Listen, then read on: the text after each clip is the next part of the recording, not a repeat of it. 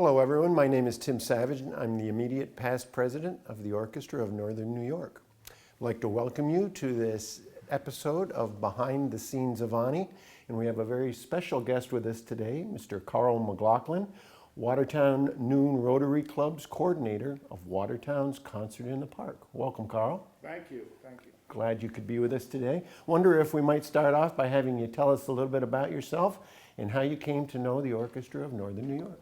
Well, actually, I came to know the Orchestra of Northern New York because I've been going for years to Concert in the Park, way back to when it was Syracuse Symphony. And then in 2011, with the transition over to the Orchestra of Northern New York, continued going.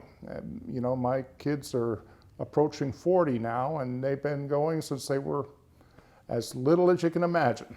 Wow, well that's my next question. How long has the Concert in the Park, which is a huge celebration around the 4th of July each year, been held? 30 plus years now. It was originally started, Tom Walker invited the Syracuse Symphony up, and he was on the board there as well. And he was mayor, and he decided that this is something he wanted to infuse into the community. He and Mabel are a force to be reckoned with. When they decide something's to be done, it happens. We talked with Tom in another episode, so we are fully aware. How long have you been coordinating the effort, and why did you take on the challenge? It came about by accident. In 2011, Mike Miller, who I knew through the Arts Council, picked up the organizational effort for the Arts Council when the old model broke down. And he did it on his own. He funneled everything through the Arts Council, but he didn't really involve us. So I'm watching all this. And then Mike passed, unfortunately, very quickly and without any expectations that was going to happen. So Randy approached Rotary, and I'm also a Rotarian. And Rotary said, this would be a great community project. We do a lot of things for different causes and do a lot for scholarships, but we don't really have community projects other than, you know, we clean highways and plant trees. So we took it on. It's a big one. It's much more than just a concert by ONNY. What all is involved in presenting this popular event for the community that literally thousands of people attend? That we learned the first year. Boy, did we learn. How many pieces. First of all, we have partners. The Community Foundation, major partner. The City of Watertown, major partner. We get all kinds of in-kind services, essential services from them. The Yellow Ribbon Committee, which is really our liaison to Fort Drum, and getting their involvement. And then, of course, Rotary itself.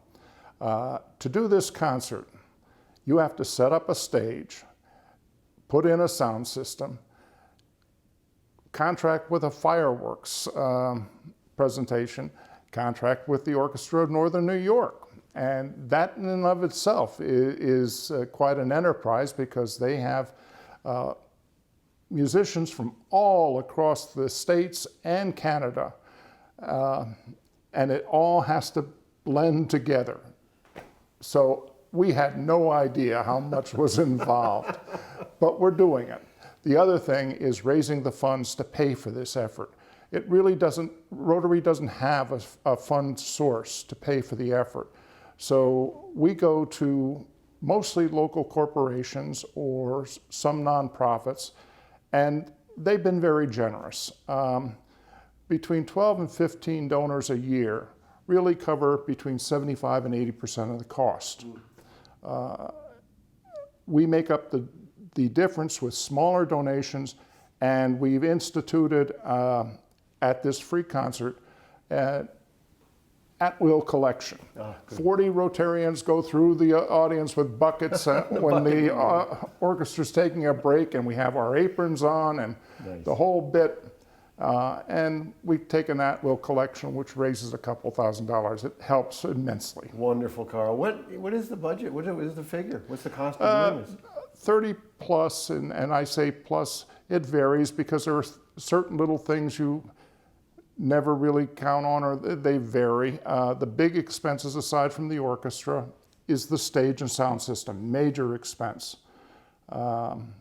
Fireworks are not as expensive as you might think, but they have to be done professionally. There's all kinds of restrictions. You need sign-offs from police and fire just to set it up in the park. And of course, little things. The orchestra is working a full day up in Potsdam before it comes down here. They have to be fed, so we have to arrange for a caterer. We have a VIP tent. We blend it all together so we can reward the people who are helping us finance it, and the people from Fort Drum, and the orchestra, and take care of all these little things. Well, you make us feel incredibly welcome, and it's one of our favorite engagements of the year, so thank you for your efforts. It is a fun event.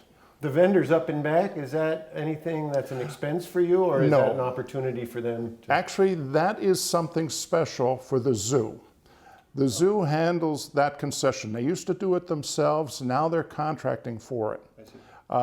It may take a different format, but it's really a major fundraiser for the zoo at Thompson Park. Outstanding, so a lot of mutual benefit going on. Right. Yeah. No one makes any money off of this. We just cover expenses.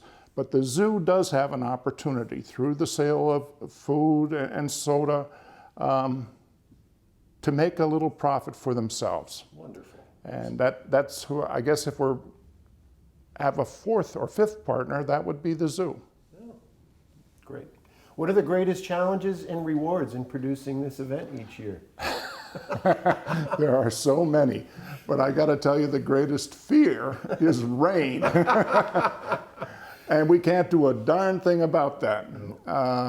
Been pretty lucky over the years, right? It has been. I remember one year since we've been involved where we brought it down to the Watertown. And that was actually when Mike was still doing it.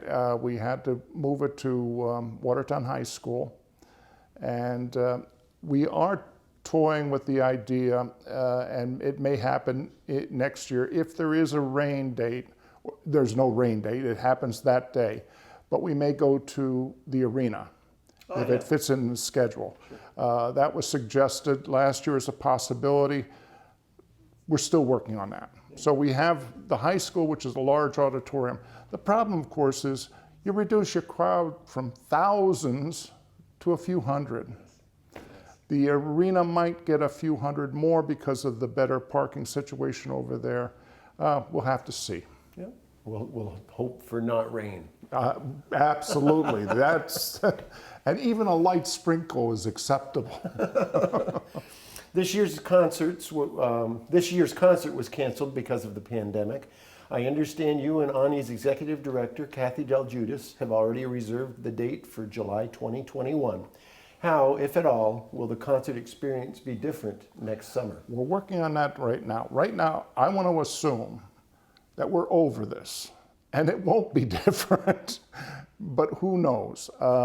We do have to make some realignment of the way we lay our wires down and where the public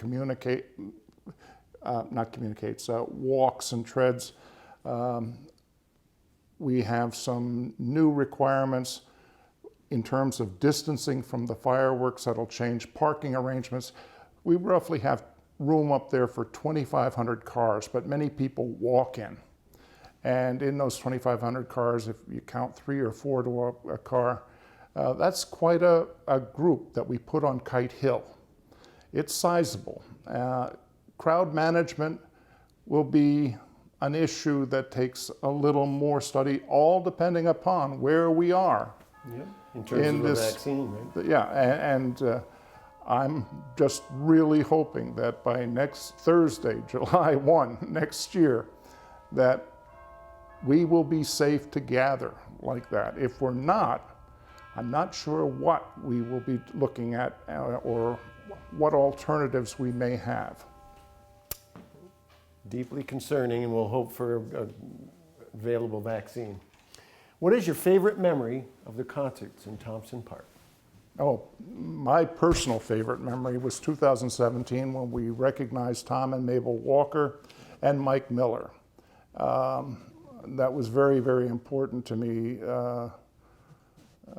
But I guess I've been going so long and I know what to expect. I'm just still amazed. I'm thrilled at the 1812 overture and the firing of the howitzers and leading right into the fireworks. For me, after it's all done, I take up a recliner. I have this La Fuma zero gravity recliner, and I just tilt back and watch and enjoy, and that another successful evening. Ends the show with a bang for You, sure. yeah, it is great. Well, Carl, it's been a pleasure talking with you, and we so appreciate all you're doing for the city of Watertown with the Thompson Park July concert. And I thank all my Rotarians who pitch in and help as well. Thank you very much. Thank you.